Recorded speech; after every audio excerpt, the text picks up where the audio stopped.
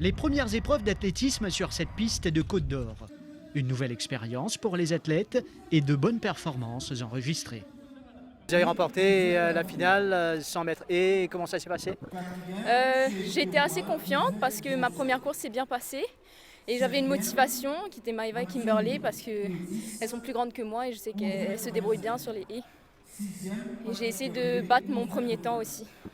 Depuis combien de temps vous pratiquez l'athlétisme? Depuis 2017, j'ai commencé quand j'étais au collège. Et ça continue? Oui, c'est devenu ma passion maintenant. Quels sont vos objectifs, allons dire, pour cette année de compétition? Pour cette année, pour le 100 mètres haies, c'est de battre le record cadet. Et parce que je suis assez proche de quelques dixièmes et j'essaye de le battre. Quelles sont les sensations de cette piste de Côte d'Or? Elle est incroyable, on sent vraiment que la vitesse avec cette piste et on se sent presque pas atterrir, elle est super.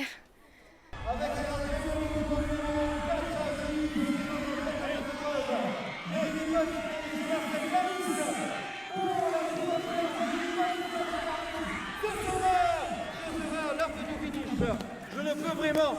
Jérémy, 400 mètres, il vient vraiment plonger pour venir à les courses. Ouais, au fait, comment se rend l'Arctique bonheur? On finit de démarrer des 100 mètres, on prend l'avantage de mon adversaire. Dans la ligne droite, on commence à sentir première fatigue. Premier 400, on le fait en matin. Explique justement sa fatigue, là, manque de compétition, vous pensez? Possible, ouais. Fait que répondre 2 mois, en février, on commence. Je fais premier 400, je fais 49. Je me fais 48. Là, je sais pas là. C'est pour une place, championnat d'Afrique? Oui, sûr. C'est un nouvel objectif, ça, l'année-là? Championnat d'Afrique, Commonwealth. Et quand ça vous entraînez? Parfois Côte d'Or, avec réduit, avec Georges VS. Qui club vous été? Aux îles.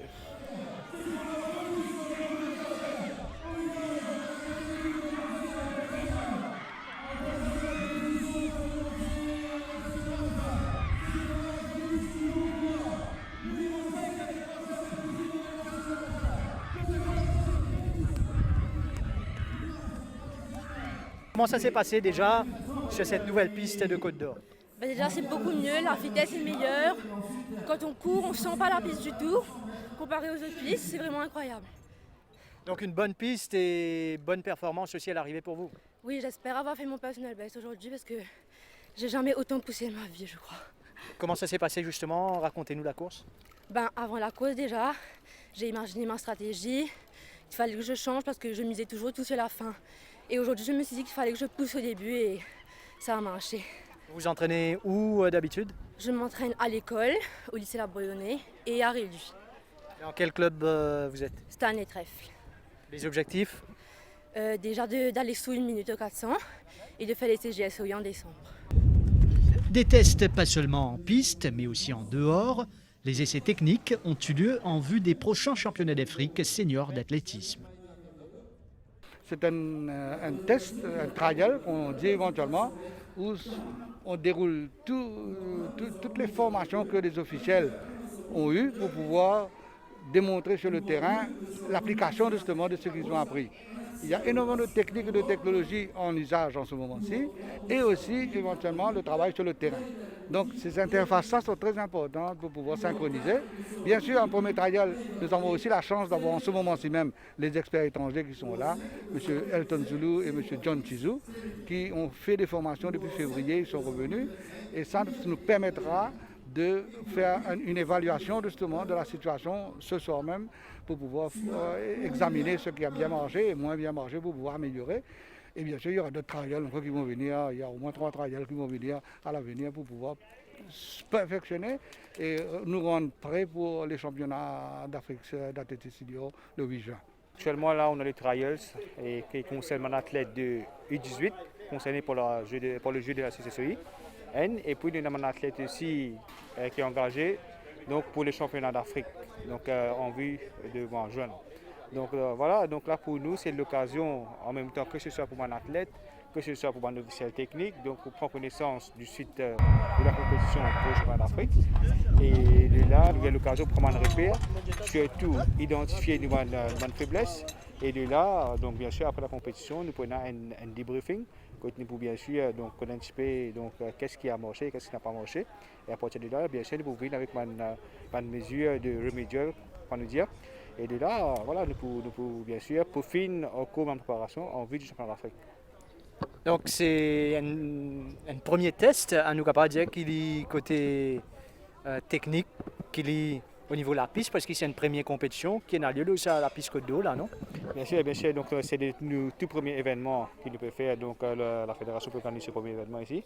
Donc voilà, donc là c'est important pour nous, parce que pourquoi? Bon, c'est effectivement le stade qu'on va utiliser pour le championnat d'Afrique et en même temps pour les Jeux de la CGSEI en décembre. Donc voilà, ça et de deux côtés, donc que ce soit les athlètes et la fédération. Voilà. Concernant le niveau même, compétition là, et ou qui dans le domaine, comment vous trouvez mon athlète là? Bon, les athlètes, pour le moment, les performances, c'est encourageant. Donc surtout sur les 100 mètres et on a des jeunes qui sont très bien placés. Même au niveau des lancers, on a Benoît Baptiste avec les performances de 17 mètres. Donc c'est encourageant. Et nous avons un athlète surtout sur les 400 mètres aussi. Donc c'est une performance à signaler. Et même sur longueur, avec Adèle Cupidon avec 7 mètres 18, il y a Liliane Potiron aussi qui me fait très bien en triple saut. Donc c'est un signe encourageant. Très bien, c'est un signe bien sûr qui est un athlète qui commence effectivement à être fin prêt pour le jour J, le championnat d'Afrique. Avant le championnat d'Afrique, quel autre rendez-vous nous prenons? Bon, avant le championnat d'Afrique maintenant, donc là nous prenons un événement pour les jeunes la semaine prochaine, le 16 du 23 pour l'éliminatoire pour les jeunes, et catégorie U9, U12, U14. Et après nous pouvons que le final pour le 24 avril. Et puis nous pouvons enchaîner ici, nous retournons à Côte d'Or le 6, le 7 pour le MAA Grand Prix, donc le championnat de Maurice, donc qui est important surtout pour finaliser l'équipe qui peut être représentée pour le championnat d'Afrique. Donc voilà, c'est un événement fort qui peut être à nous dans le mois à venir. Cet événement a été l'occasion pour nos athlètes et coachs de faire une évaluation du progrès accompli. Ils vont maintenant peaufiner leur préparation en vue d'autres rendez-vous, notamment les championnats de Maurice début mai.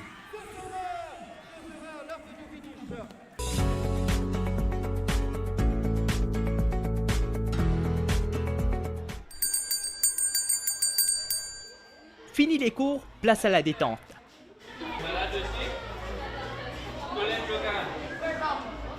Il est 15h45 à l'école Notre-Dame de la Confiance, RCA School.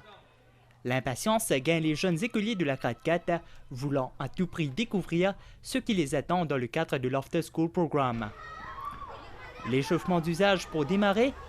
Quelle atmosphère enthousiaste, le moment de poursuivre les activités. Ça se passe bien quand il y a du soleil et on peut faire un tas d'activités. Quelles sont les activités que tu fais? On apprend à faire des zigzags, on fait des squats, on court, on fait des jeux parfois. Et tu aimes bien ces activités? Oui. Pourquoi? Qu'est-ce qui t'attire plutôt dans ces activités? C'est amusant, mes amis sont là et c'est après l'école. C'est la première fois que je fais, ça allait être très très cool et du coup j'ai essayé de faire et c'est vraiment cool. Et qu'est-ce qui t'attire dans ces activités? Il y a beaucoup de jeux cool et c'est vraiment cool, du coup j'essaye. Et toi, comment ça se passe tous les semaines pour toi dans ces activités? C'est vraiment cool et ça aussi, c'est cool. Très sportif et très amusant en même temps. J'adore bien, c'est amusant et plutôt avec mes amis, j'adore bien. Et comment ça se passe pour toi tous les semaines, ces activités? Tu t'amuses avec tes amis? Raconte-nous comment ça se passe tous les semaines. On fait des jeux, on s'amuse, on rigole, mais on fait beaucoup de sport en même temps. Et C'est tout. Ben, je transpire quand je cours partout dans la cour. C'est fatigant des fois, mais je veux rester en bonne santé, alors je le fais. Et tes parents, comment ils voient ces activités? Ils disent que c'est très bien, que je fais beaucoup de sport avec mon frère. Et ils disent que c'est très bien, il faut continuer dedans. D'accord. Et maintenant, là, tu es en grade 6. Comment tu arrives à gérer les cours et ces activités sportives? Quand j'ai fini de faire tous mes devoirs, je peux m'entraîner avec mon frère et après, je prends ma douche. Comment tu trouves ça, l'activité physique qu'il fait après l'école, là, toi? Je faire une activité, tout ça là, je fais une affaire. Qui te peut apprendre exactement ici? Comment faire le sport, comment faire des affaires, tout ça là. Avec tout les affaires. Et tu trouves ça lié, toi? Oui. Comment? Parce que moi, j'ai athlétisme, tout ça là. Là, quand j'ai comment je faire tout ça là. Tu comptes faire sport? Oui. Est-ce qu'il y a un autre compte pour devenir un sportif? Oui. Dis-nous, écoute, toi, tu es dans le grade 6 actuellement. L'étude et sport, comment peut passer actuellement? Bien. Puis apprendre bien, tout ça là. Raconte-moi un peu, toi, comment ça passe exactement? Tous les jours, tu viens faire, toutes les semaines, comment ça passe ici? Toutes les semaines, passer bien. On fait une petite activité, le football, tout ça là. Puis on a fait au cours. Ces activités programmées une fois par semaine ont déjà attiré l'attention non seulement des jeunes, mais également celle des parents et enseignants. Je trouve que c'est très positif parce que les enfants... écoutez, moi je trouve que c'est très positif parce que les enfants apprennent et on met beaucoup l'accent sur l'éducation, sur tout ce qui est livresque. Mais c'est important aussi d'encourager le sport. Comment voyez-vous cette initiative d'introduire l'After School Programme dans les écoles après les heures de classe? Écoutez, moi je trouve que c'est une très bonne initiative. Les enfants apprennent en s'amusant, ils prennent goût à ce qu'ils font et puisqu'ils y prennent goût, dans le long terme ils continuent. Parce qu'ils étudient, c'est beaucoup de stress et le sport permet de maintenir l'équilibre. En tant que parent, comment voyez-vous votre enfant avant et après l'After School Programme? C'est quelque chose qu'elle attend tout le temps. Oui, elle en parle. Depuis hier, elle a préparé ses affaires et elle attend ce moment. Elle attend ces sessions-là. Oui, elle aime. Et elle est plus épanouie aussi, je dois dire. Donc, vous encouragez également les autres parents à ce que leurs enfants suivent ces cours? Ah oui, définitivement. Le sport, oui. Et les enfants, comme je disais tout à l'heure, les enfants étudient, mais ils s'assoient. Apprendre, c'est quelque chose de très sédentaire quand on s'arrête pour bien réfléchir. Et donc, encourager le sport, ça fait que ça permet l'équilibre. Ça apporte l'équilibre nécessaire. Alors, ici, on fait l'After School Programme après les heures de classe. Alors, comment vous, en tant que rectrice de cette école, vous voyez cette initiative du Mauritius Sports Council? C'est une série d'activités sportives et ludiques où les enfants ont l'occasion de s'exprimer librement. Et en tant que directrice de cette école, les enfants, comment vous voyez leur performance comparé à ceux qui ne font pas l'After School Programme? Alors, ce qu'on a remarqué avec les activités, les enfants viennent régulièrement à l'école parce que ce sont des activités qu'ils aiment et les enfants aiment bien le sport. Ils viennent régulièrement à l'école, surtout le jour qu'ils vont faire after school activities. Et c'est bon pour le développement intégral de l'enfant. Et vous, en tant que directrice, j'espère bien que vous avez parlé avec les parents. Est-ce que vous avez eu des feedbacks avec les parents? Pas vraiment avec la situation actuelle. On n'a pas eu l'occasion de réunir les parents, mais on les a envoyé des mémos leur expliquant les activités qui se feront après les heures de classe. Alors on a eu quand même une bonne réponse vis-à-vis des parents. Des sessions animées et dynamiques comme le souhaite le Mauritius Sports Council afin d'éviter l'ennui et la monotonie. Alors les activités qui vont faire, c'est plutôt une activité qui vous développe votre motor skill, comme attraper, lancer, sauter, ramper, etc. Et aussi apprendre à marcher convenablement. Parce que nous avons beaucoup d'enfants qui nous remarquent, ils ne pas qu'on marcher, ils ne pas qu'on galoper.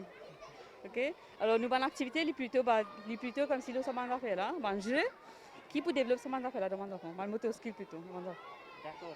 Et que nous trouvons qu'il y a un jeune ici, là, qui est concerné avec ça after school programme là, et combien qui est concerné dans ça l'école Notre-Dame de la Confiance? Alors, c'est un programme qui est basé plutôt pour la grade 4, 5 et 6.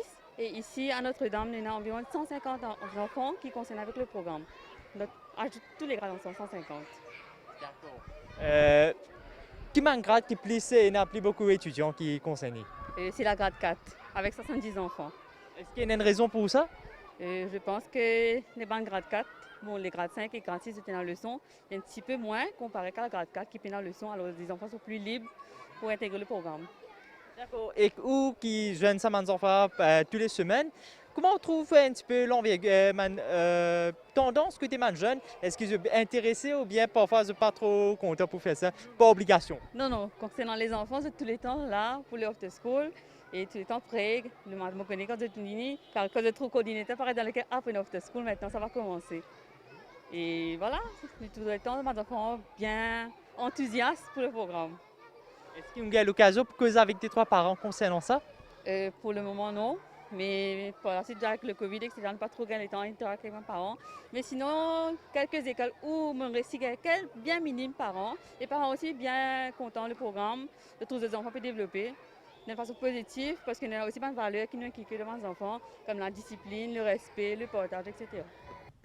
Le MSI se réjouit déjà d'autres programmes intéressants pour nos jeunes pendant les vacances de Pâques.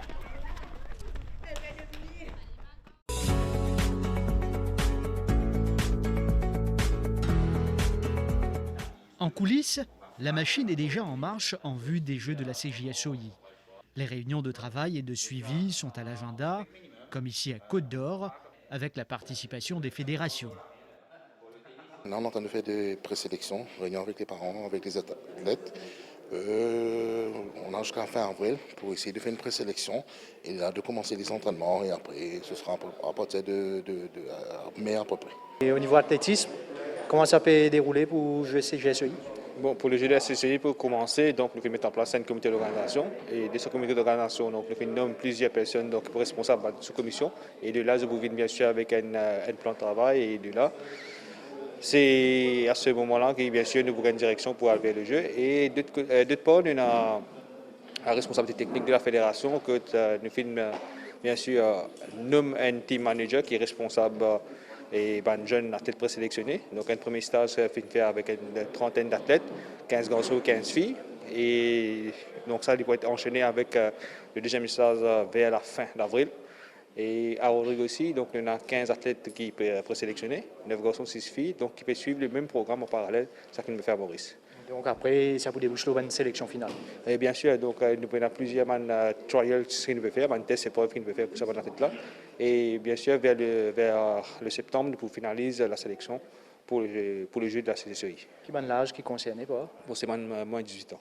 Maurice s'apprête à accueillir plus de 1500 personnes. Les autorités font un suivi quant au progrès accompli au niveau de l'organisation et de la préparation des athlètes. Monsieur le ministre, donc je CJSOI, un autre défi, un challenge qui va attendre Maurice au niveau de l'organisation, une réunion de coordination aujourd'hui? Alors exactement, donc dans le cadre des Jeux de la CJSOI qui pour faire à Maurice en décembre de cette année. Donc il y a beaucoup de préparation, il y a beaucoup d'organisation. Et là aujourd'hui, c'est une autre rencontre encore avec toutes les fédérations concernées pour voir dans le programme l'avancée des préparatifs. Déjà le côté technique de différentes disciplines, mais surtout aussi la préparation de nos athlètes, comment cela se fait. Tout en sachant qu'il nous vit dans une situation un peu compliquée avec la COVID. Donc chaque fédération nous invite de l'avant avec ce plan pour expliquer nous comment nous pouvons faire la préparation de nos athlètes. Parce que bon, les temps peuvent galoper, hein. Décembre, c'est pas loin. Il y a des autres réunions comme ça qui peuvent succéder encore? Alors définitivement, aujourd'hui, allons dire c'est un two-in-one, c'est-à-dire le côté organisation technique et le suivi des athlètes. Mais sinon, moi-même personnellement, je vais présider différentes réunions mensuellement pour voir l'avancée dans la préparation surtout de nos jeunes qui pourront faire la compétition en décembre. Les Jeux de la CJSOI se tiendront du 4 au 11 décembre prochain. 12 disciplines sportives et 3 concernant la jeunesse seront au programme pour ceux ayant de 14 à 17 ans.